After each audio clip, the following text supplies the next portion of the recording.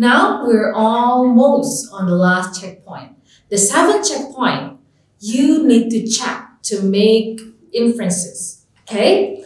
Questions on the reading comprehension section often ask you to use your understanding, okay, of the facts and details, which are directly stated in a reading passage to make an inference. Inference is a prediction or conclusion, okay, about the passage. Information that is not directly stated in the passage is said to be implied by the author. Remember, is not directly stated. Questions about implied information may be about the part of the passage or about what came before or will come after the passage. So, answer choices to questions about implied information and prediction require you to, first, you need to understand what the question is asking and know where to find the answer in the passage.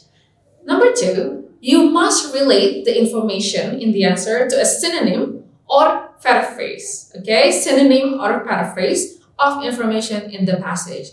Number three, determine what is true and not true in the answer choices, okay?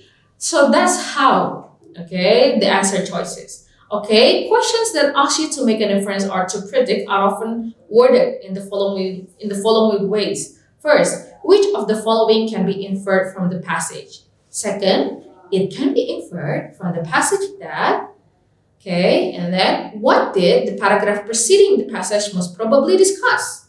Okay, now I will give you the example. Now, think about the following sentence and questions. This is the example of the passage.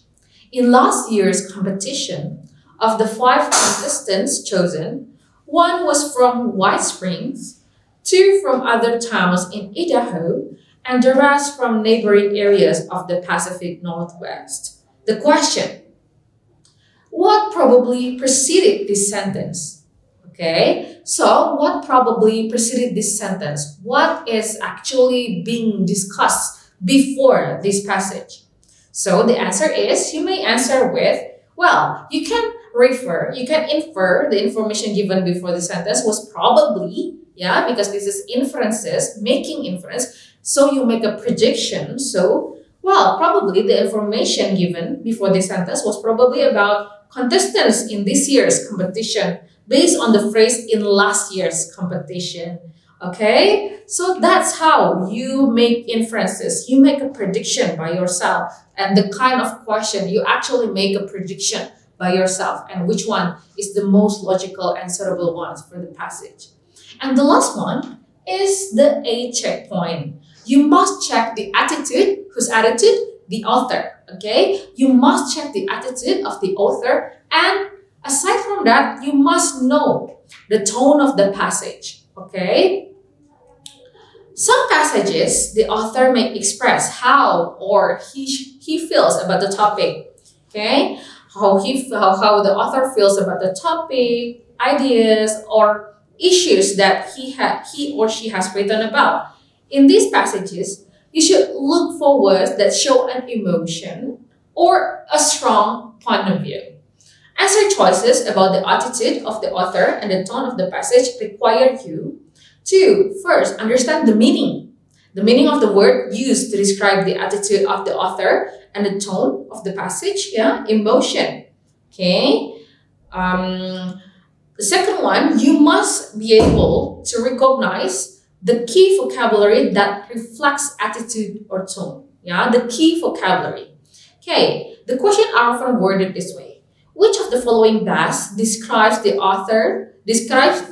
author's attitude toward blah blah blah in the passage? And the second one, what is the tone of the passage? So those are the examples of the questions, and I will give you the example now. Okay, here the question is, which of the following best describes the author's attitude toward punishment in the passage? Okay, so let's read the first several sentences. We must realize that the futility of trying to impose our will upon our children. No amount of punishment will bring about lasting submissions. Today's children are willing to take any amount of punishment in order to assert their rights. Okay, so which one of the following this best describes the author's attitude toward punishment in the passage? A, sympathetic. B, indifferent. C, approving. D, critical.